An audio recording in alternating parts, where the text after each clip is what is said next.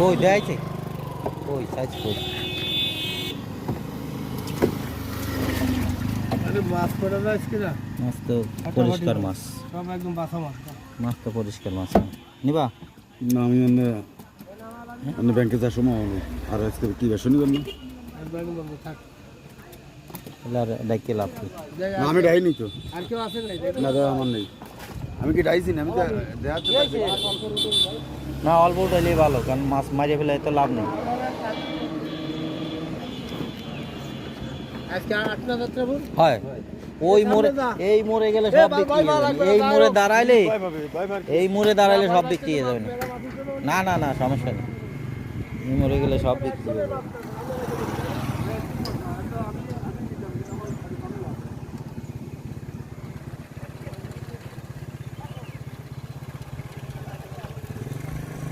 মাছ তো টোটাল 4 টেবিলে 2000 আছে